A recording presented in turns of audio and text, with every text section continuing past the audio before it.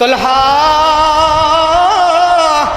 আর যাস না রে তলহা, আমি নবী দুনিয়ার জমিনে বাবা থেকে সন্তানকে পৃথক করার জন্য কিংবা সন্তানের হাত দিয়া বাবাকে দুনিয়া থেকে বিদায় করে দেওয়ার জন্য আমি রহমতের নবী দুনিয়াতে আসি নাই। আল্লাহ বলছেন ওয়ামা আরসালনাকা ইল্লা রাহমাতাল লিল আলামিন। হে তালহা, আমি নবী তোমাকে যে আদেশ করেছিলাম তোমার বাবার মাথা আনার জন্য, এটা ছিল আমি রসুলের পক্ষ থেকে আদেশ। তোমার বাবার গায়ে হাত দিবা না, এটা হইল আমি রসুলের নিষেধ। আদেশ এবং দুইটাই করলাম। হে তলহা, বাবার গায়ে তুমি তলোয়ার চালাইবা না। হযরত তলহা পুনরায় ফিরে আসছে, আয়েশা রসুলের সামনে আদবের সাথে তলোয়ার ফেলে দিল।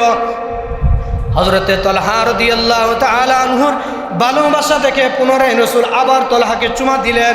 তলহা বাবার হাত ধরে ধরে বাড়ির দিকে চলে যায়।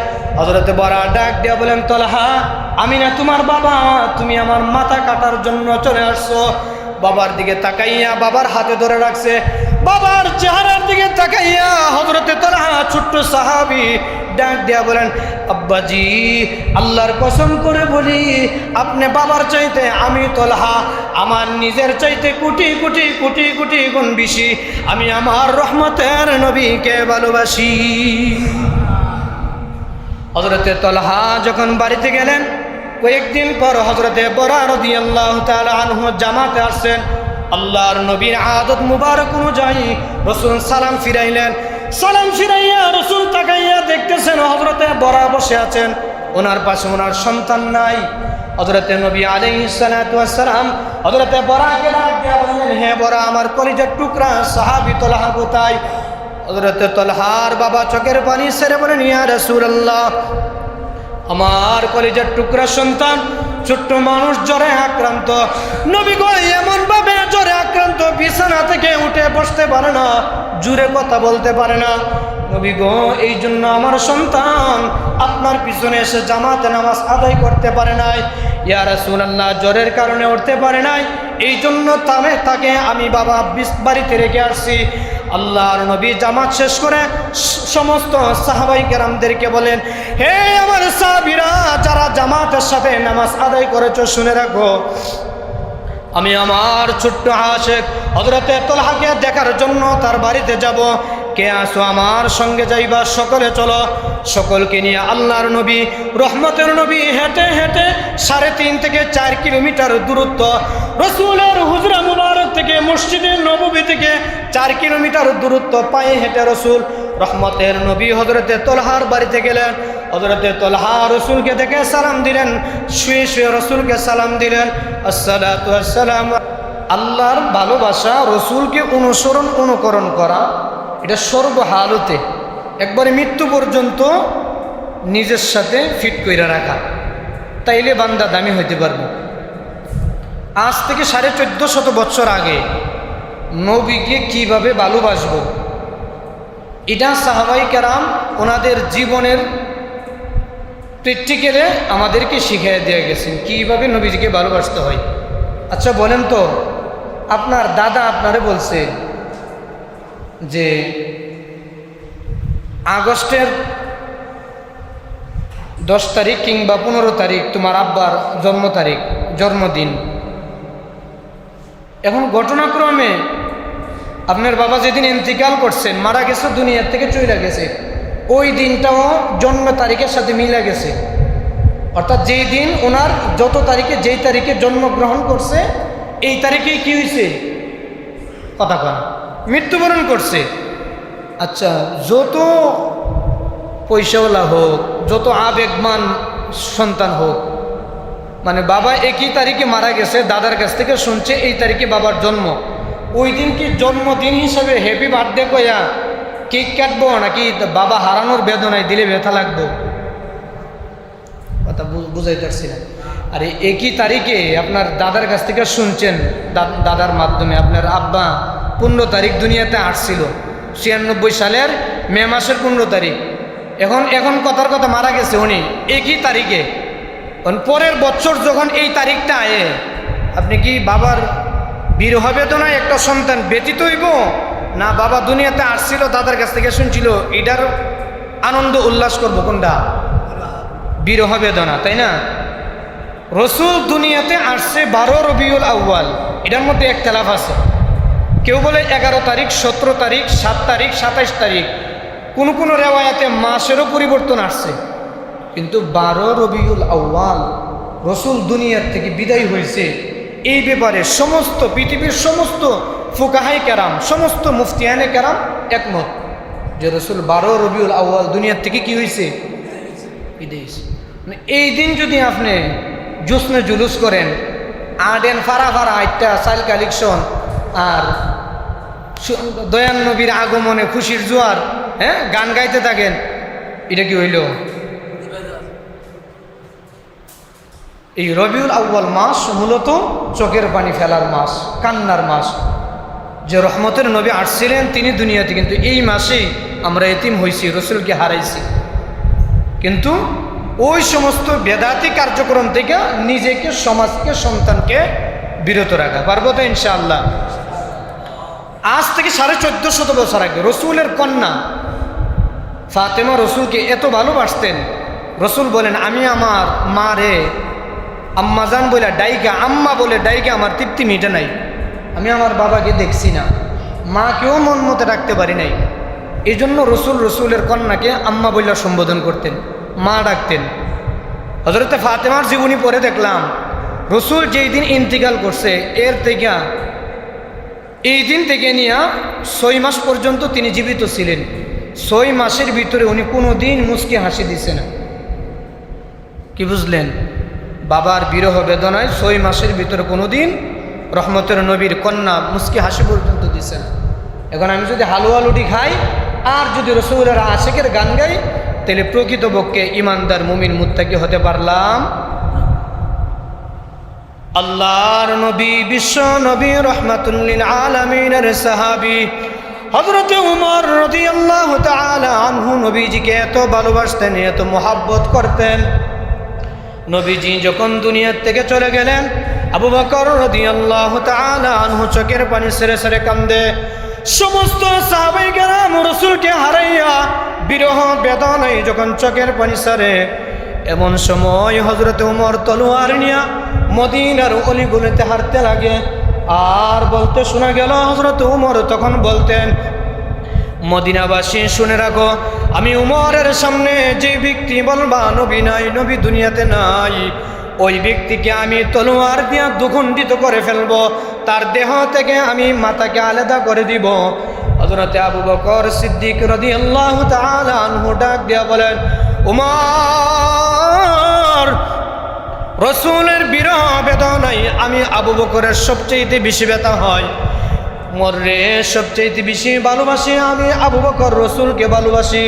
কারণ হইল আমি আবু বকর হইলাম রসুলের ছোটকাল থেকে নিয়ে একসাথে চলাফেরার সাথী। আমি আবু বকর রসুলের কালিমা প্রশ্ন ছাড়াই আমি গ্রহণ করেছি। দ্বিতীয়ত আমি আবু বকর রসুলের সাথে ব্যবসা বাণিজ্য করেছি। তৃতীয়ত আমি আবু বকর রসুলের সাথে গারে সুরে আমি আবু বকর রসুলের সাথে হিজরতের সাথে হয়েছে, যার দরুন আমি আমার রসুলের জন্য সবচাইতে বেশি মায়া। তুমি যদি এমনভাবে পাগলামি করো, মানুষের উপর আক্রমণ করো, মানুষকে এইভাবে মারার জন্য হুমকি দাও। হযরত ওমর চোখের পানি ছেড়ে ছেড়ে বলে, আবু বকর খলিফাতুল মুসলিমিন, আপনারা শুনে রাখেন, যেমনভাবে একটা বাবা দুনিয়া থেকে বিদায় হইলে তার বাবার বড় সন্তান অন্য অন্য ভাইগুলোকে বাবার স্মৃতিগুলো বুলাইয়া রাখে, আর বাকি ভাইগুলোকে সান্ত্বনা দেয়, বাবা হারার বেদনাগুলো বুলানোর জন্য সময় সময় ভাই বোনদেরকে একত্রিত করে সান্ত্বনা দেয়। ওমর ডাক দিয়া বলেন, আবু বকর, আপনিও এইভাবে আমাদেরকে সান্ত্বনা দিতেছেন, কিন্তু আমি উমর যখন এই কথা চিন্তা করি রহমতের নবী দুনিয়াতে নাই, ওই সময় আমি উমর রসুলের বিরহ বেদনায় সহ্য করতে পারি না, বরদাস্ত করতে পারি না।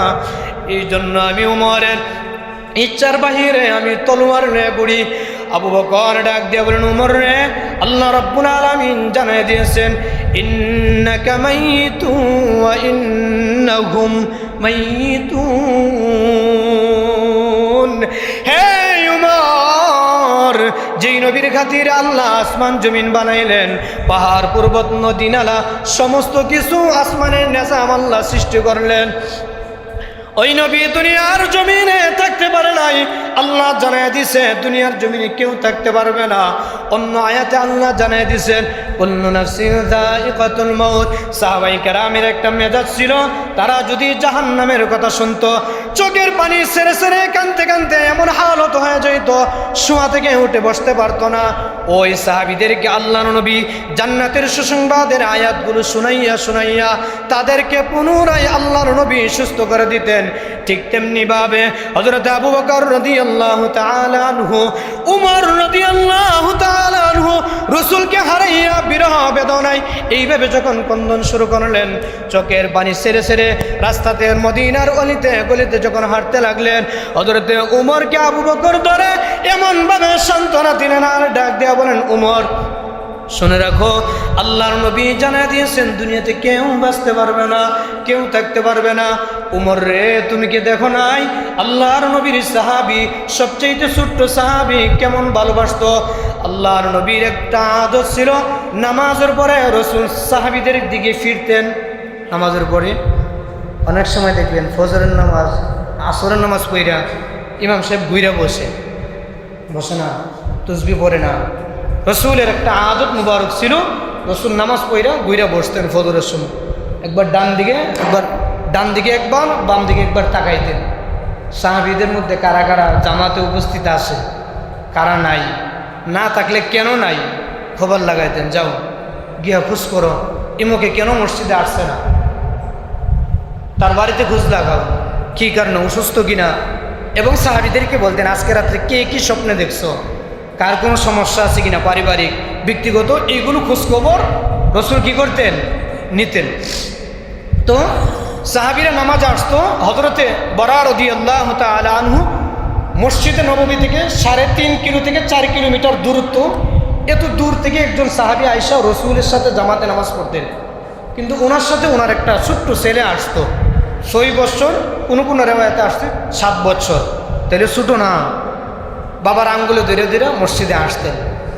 তো সে মসজিদে আসতো রসুলের সাথে, রসুল তাকে খুব আদর করতো। ছোট্ট মানুষ মসজিদে আসে, খুব পণ্ডিত ছিল, অনেক ছোটো বাচ্চা আছে না, খুব পাটনা কথা কয় না।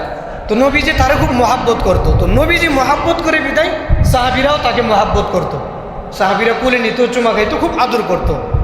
অন্য অন্য বাহিরের মানুষ জিজ্ঞাসা করতো, তারে এভাবে তালহাকে এইভাবে আদর করে কেন? তো সাহাবীরা উত্তর দিত, নবী তাকে ভালোবাসে, আমরাও তাকে কি করি। তো রসুল কথাবার্তা বইলা নসিহত কইরা সাহাবীদেরকে আদেশ নিষেধ শরীয়তের কিছু বিধান বইলা দিয়ে দিচ্ছে, যাও বাড়িতে যাও, নামাজের সময় শেষ। তো একটু দূরে গিয়া তালহা বাবাকে বলতেছে, 6 বছরের বাচ্চা বলতেছে, আব্বা আপনি একটু দাঁড়ান, আমি আসতেছি, আপনি একটু দাঁড়ান। তো হযরতে বরা রাদিয়াল্লাহু তাআলা আনহু চিন্তা করতেছে, ছোট্ট মানুষ গিয়া যদি রসুলের সামনে দুষ্টামি করে, যদি আদবের খেলাফ হয়, তো বাবা হাতে ধরছে, না যাওয়ার দরকার নাই, আব্বুর সাথে আয়সা করো। না আব্বু আপনি দাঁড়ান, আমি আয়সা করি। তো আসছে, আয়সা আদবের সাথে রসুলের সামনে বসছে।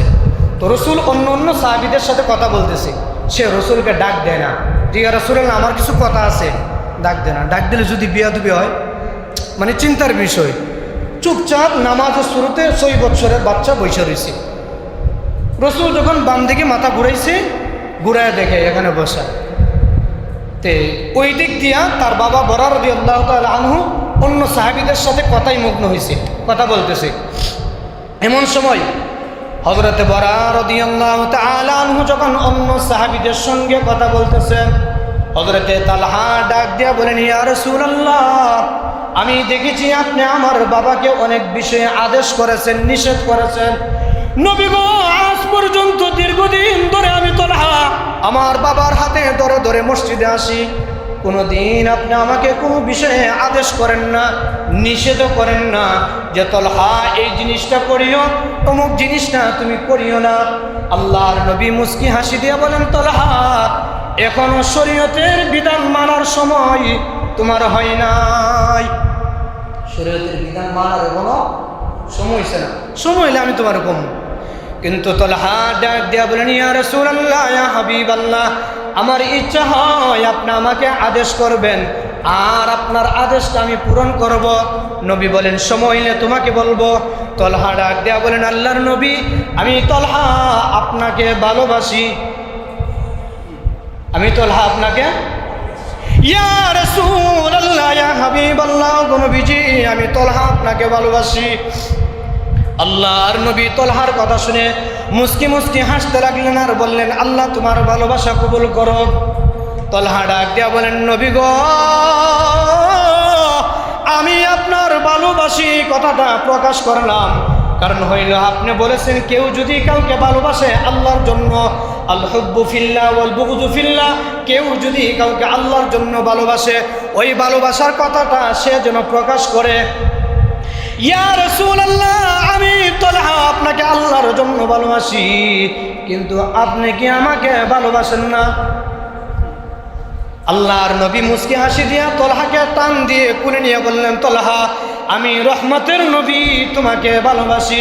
তলহা রাসূলের হাত মুবারকে ধরে বলেন, ইয়া রাসূলুল্লাহ, ইয়া হাবিবাল্লাহ, আপনি যদি আমাকে ভালোবাসেন আমিও আপনাকে ভালোবাসি। নবী গো, আপনি আমাকে ভালোবাসার ভিত্তিতে একটা আদেশ করেন, ওই আদেশটা আমি আমল করতে চাই। আল্লাহর নবী ওই সাহাবীর ভালোবাসা দেখে একটু ঠাট্টা করে, মস্কারি করে, মজা করে তলহাকে ডাক দিয়ে বললেন, তলহা তুমি যদি আমাকে সত্যি ভালোবাসো, তুমি যদি আমাকে ভালোবাসার দাবিদার নিজেকে মনে করো, তলহারে আমি যে আদেশ দিমু ওই আদেশ তুমি বাস্তবায়ন করতে পারবানি। ইয়া রাসূলুল্লাহ, বলে দেখেন আমি করতে পারি কিনা, আমাকে শুধু একবার অনুমতি দেন। নবী কয়, তোমার আব্বার একটু সাইজ করা দরকার। কারে? তলহারে তোমার বাবার একটু সাইজ করা দরকার। তলহা ডাক দিয়া বলেন, ইয়া রাসূলুল্লাহ, কিভাবে আব্বুকে সাইজ করতে হইব? রাসূল বলেন, এখানে তো তলোয়ার আছে, তোমার বাবার মাথাটা কেটে আমার সামনে নিয়ে আসো। হযরত তলহা 7 বছরের বাচ্চা তলোয়ার নিয়ে বাবার দিকে যখন একটা দৌড় মারছে, বাবার সামনে কাছাকাছি যাওয়ার পর আল্লাহর নবী পিছন থেকে তাকাইয়া মুস্কি মুস্কি হাসতেছেন আর তলহাকে ডাক দিয়া বললেন, তলহা আর যাস না রে তলহা, আমি নবী দুনিয়ার জমিনে বাবা থেকে সন্তানকে পৃথক করার জন্য কিংবা সন্তানের হাত দিয়া বাবাকে দুনিয়া থেকে বিদায় করে দেওয়ার জন্য আমি রহমতের নবী দুনিয়াতে আসি নাই। আল্লাহ বলছেন, ওয়ামা আরসালনাকা ইল্লা রাহমাতাল লিল আলামিন। হে তলহা, আমি নবী তোমাকে যে আদেশ করেছিলাম তোমার বাবার মাথা আনার জন্য, এটা ছিল আমি রাসূলের পক্ষ থেকে আদেশ। তোমার বাবার গায়ে হাত দিবা না, এটা হইল আমি রাসূলের নিষেধ। আদেশ এবং দুইটাই করলাম। হে তলহা, বাবার গায়ে তুমি তলোয়ার চালাইবা না। হযরত তলহা পুনরায় ফিরে আসছে, আয়েশা রাসূলের সামনে আদবের সাথে তলোয়ার ফেলে দিল। হযরতে তলহা রাদিয়াল্লাহু তাআলা আনহুর ভালোবাসা দেখে পুনরায় রাসূল আবার তলহাকে চুমা দিলেন। তলহা বাবার হাত ধরে ধরে বাড়ির দিকে চলে যায়। হযরতে বরা ডাক দিয়ে বলেন, তলহা আমি না তোমার বাবা, তুমি আমার মাথা কাটার জন্য চলে আসছো। বাবার দিকে তাকাইয়া বাবার হাতে ধরে রাখছে, বাবার চেহারার দিকে তাকাইয়া হযরতে তলহা ছোট্ট সাহাবী ডাক দিয়া বলেন, আব্বাজি আল্লাহর কসম করে বলি, আপনি বাবার চাইতে আমি তলহা আমার নিজের চাইতে কোটি কোটি কোটি কোটি গুণ বেশি আমি আমার রহমতের নবীকে ভালোবাসি। হযরতে তলহা যখন বাড়িতে গেলেন, কয়েকদিন পর হযরতে বরা রাদিয়াল্লাহু তাআলা আনহু জামাতে আসছেন। আল্লাহর নবীর আদত মুবারক অনুযায়ী রাসূল সালাম ফিরাইলেন। সালাম ফিরাইয়া রাসূল তাকাইয়া দেখতেছেন হযরতে বরা বসে আছেন, ওনার পাশে ওনার সন্তান নাই। হযরতে নবী আলাইহিস সালাতু ওয়াস সালাম হযরতে বরাকে ডাক দিয়া বললেন, হে বরা, আমার কলিজার টুকরা সাহাবী তলহা কোথায়? হযরতে তলহার বাবা চোখের পানি ছেড়ে বলেন, ইয়া রাসূলুল্লাহ, আমার কলিজার টুকরা সন্তান ছোট্ট মানুষ জ্বরে আক্রান্ত। নবী গো এমন ভাবে জ্বরে আক্রান্ত, বিছানা থেকে উঠে বসতে পারে না, জুড়ে কথা বলতে পারে না। নবী গো এই জন্য আমার সন্তান আপনার পিছনে এসে জামাতে নামাজ আদায় করতে পারে নাই। ইয়া রাসূলুল্লাহ, জ্বরের কারণে উঠতে পারে নাই, এই জন্য তাকে আমি বাবা বাড়িতে রেখে আসছি। আল্লাহর নবী জামাত শেষ করে সমস্ত সাহাবাই কেরামদেরকে বলেন, হে আমার সাহাবীরা, যারা জামাতের সাথে নামাজ আদায় করেছো শুনে রাখো, আমি আমার ছোট্ট আশিক হযরতে তালহাকে দেখার জন্য তার বাড়িতে যাব। কে আসো আমার সঙ্গে যাইবা? সকলে চলো। সকলকে নিয়ে আল্লাহর নবী রহমতের নবী হেঁটে হেঁটে 3.5 থেকে 4 কিলোমিটার দূরত্ব, রসুলের হুজরা মুবারক থেকে মসজিদে নববী থেকে 4 কিলোমিটার দূরত্ব পায়ে হেঁটে রসুল রহমতের নবী হযরতে তালহার বাড়িতে গেলেন। হযরতে তালহা রসুলকে দেখে সালাম দিলেন, শুয়ে শুয়ে রসুলকে সালাম দিলেন, আসসালাতু আসসালামু আলাইকা ইয়া রাসূলুল্লাহ, আসসালাতু আসসালামু আলাইকা ইয়া হাবিবাল্লাহ। ও গো নবীজি, আপনি বড় কষ্ট করে আমার বাড়িতে আসছেন। নবী গো আমি শোয়া থেকে উঠতে পারি নাই, এই জন্য আব্বাজানের সঙ্গে আব্বাজির সাথে আমি মসজিদেও যেতে পারি নাই। আল্লাহর নবী তালহার মাথার মধ্যে ধরলেন, রসুলের হাত মুবারক দিয়া তালহার মাথায় ধরে তালহার বাবাকে ডাক দিয়া বললেন, হে বড়। তালহার চেহারার দিকে তাকাইয়া আমি রহমতের নবী বুঝতে পারলাম তালহা মনে হয় বেশি দিন দুনিয়ার জমিনে বাঁচবে না। বরারে শুনে রাখো, আমার কলিজার টুকরা সাহাবী যেমন ভাবে আমি রসুলকে ভালোবাসার কথা বলেছে, আমার তালহা যদি দুনিয়া থেকে বিদায় হয়ে যায়, তুমি তাকে গোসল করাইবা না, তোমার হাতে কাফন পরাইবা না, তুমি নিজে জানাজার নামাজ পড়াইবা না। তালহা দুনিয়া থেকে বিদায় হওয়ার সঙ্গে সঙ্গে আমি রহমতের নবীকে খবর দিবা, আমি নবী চলে আসব, আমার হাত মুবারক দ্বারা আমার তালহার গোসল করাইব, কাফন পরাইব, জানাজার নামাজের ইমামতি আমি রহমতের নবী করে আমার পবিত্র হাত মুবারক দ্বারা তাকে আমি কবরে শোয়াইব। হযরতে তালহার বাবার সঙ্গে আল্লাহর নবী, মায়ার নবী, রহমতের নবী এই কথা বলে যখন বাড়ি থেকে চলে গেলেন, যাওয়ার সময় তালহাকে ডাক দিয়ে বলেন, তালহা আল্লাহর নাম স্মরণ রাখো, আল্লাহকে ভুলে যেও না রে তালহা। এই কথা বলে রসুল যখন বাড়ি থেকে বের হয়ে গেলেন, হযরতে তালহা তিনার বাবাকে ডাক দিয়ে বলেন, আব্বাজি আমি দেখেছি রহমতের নবী আপনার কানে কানে কি জেনে বলেছে।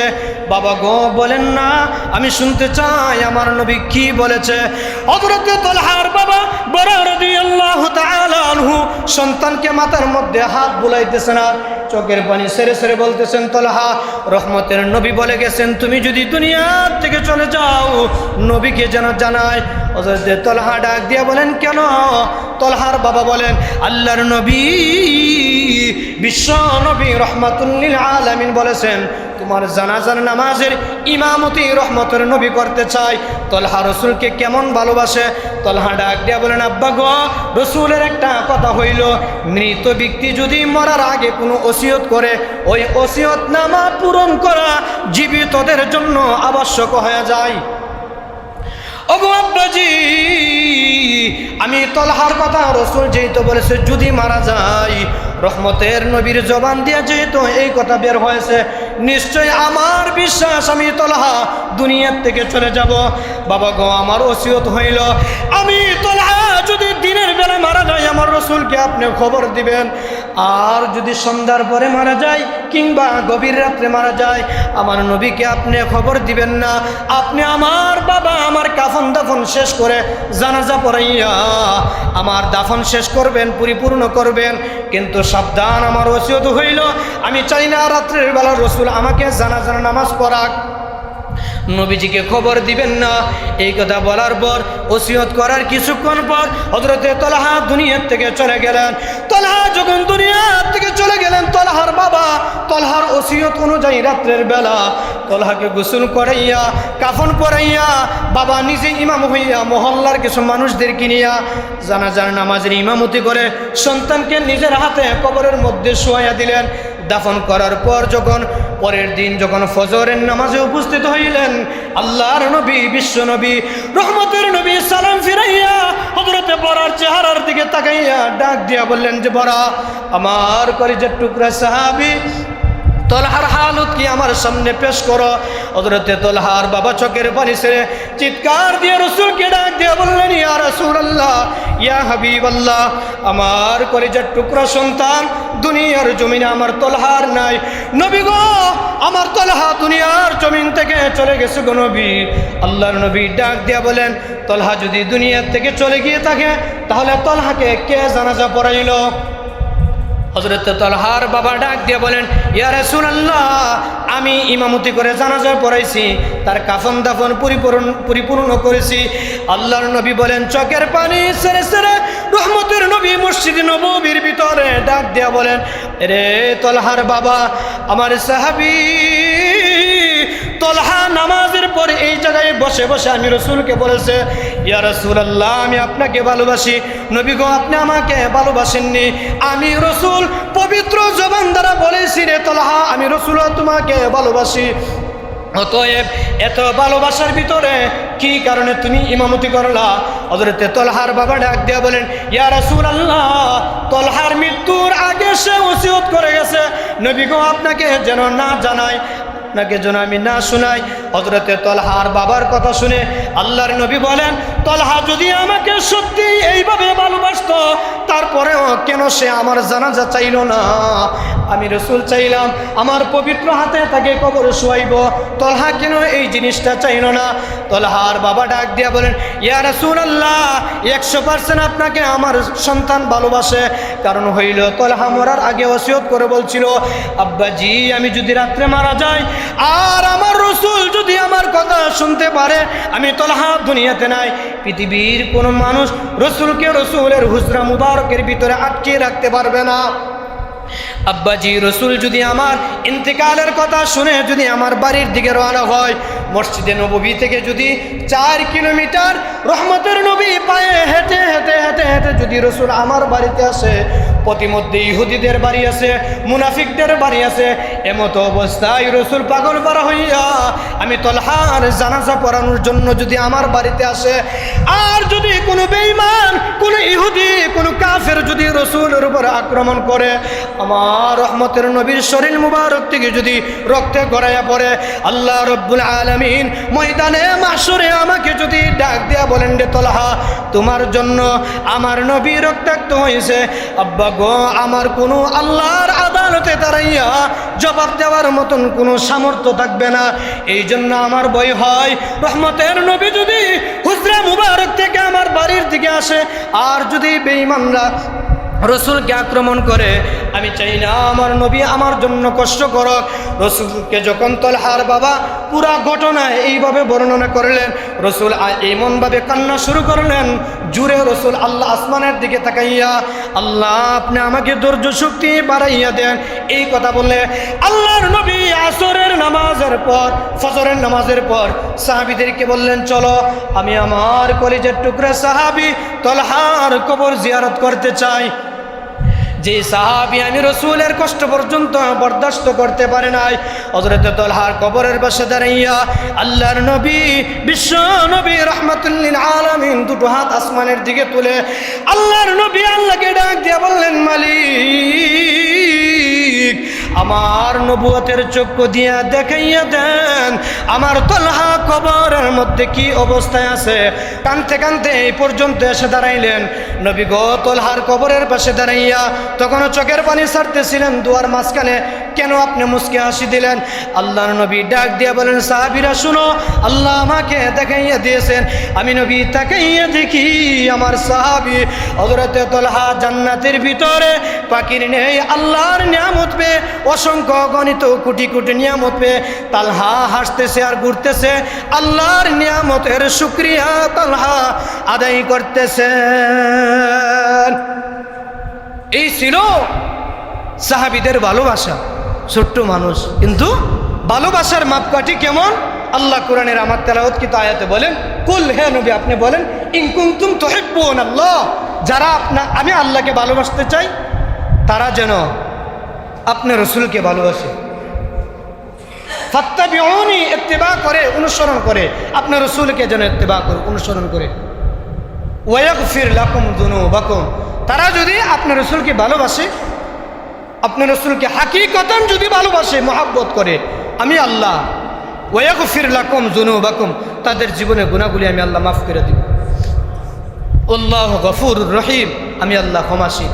অন্য আয়াতে আল্লাহ রসুলকে আল্লাহ জানায় দিচ্ছেন, ওমা আরসালনাকা ইল্লা রাহমাতাল লিল আলামিন, আল্লাহ রসুলকে রহমত বানিয়ে পাঠাইছে উম্মতের জন্য না, শুধু গোটা আলমের জন্য, গোটা সৃষ্টি জাহানের জন্য। এই জন্য আগামী বুধবার 12 রবিউল আউয়াল। এখন কি বুঝলেন?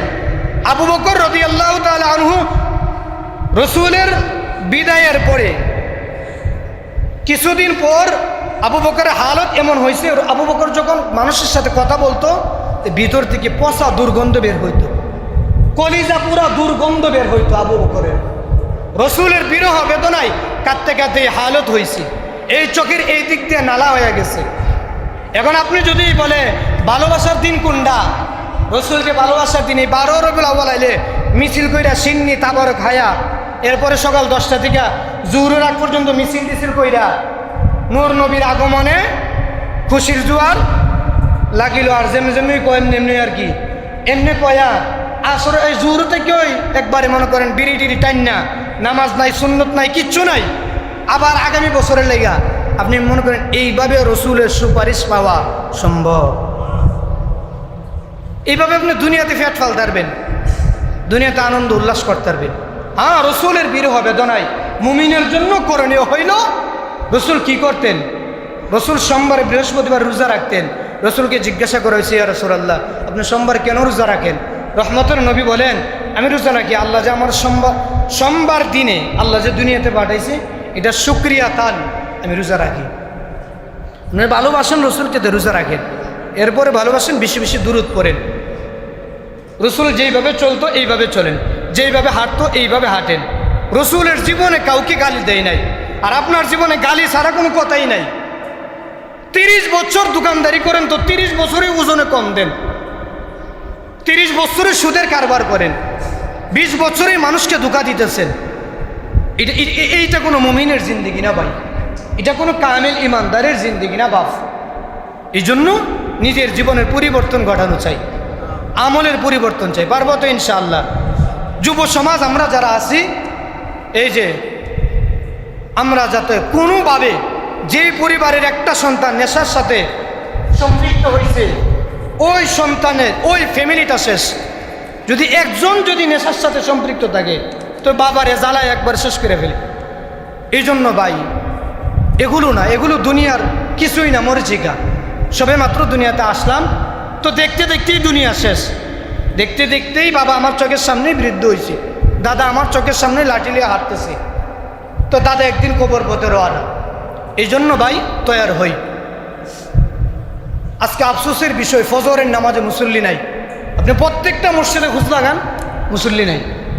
আমি গত মনে 1 সপ্তাহ 10 দিন ধরে এই ফ্যাক্টরির কয়েকজন বাইরে ধরছি, বলে ভাই বাকি 4 ওয়াক্ত নামাজ পড়বো, পরেও বাকি ফজরের নামাজের জন্য কি ফিকির করা যায়? তো ওই ভাই বলছে, হুজুর আমার একটু সময় দেন। 1 সপ্তাহের মতন বা 5-7 দিন সময় নিছে। উনি প্রায় গতকালকে ফজরের নামাজের পরে, ফজরের নামাজ এর আগে রাত্রে আসার পরে আমার জানাইছে, হুজুর 24-25 জন ফজরের নামাজের জন্য হাজির করুন। ভাইদেরকে নিয়ে আসছে। তো আমি কথা বলছি যে ভাই ফজরের নামাজ কিভাবে, আমরা শুধু ফজরকে টার্গেট করা।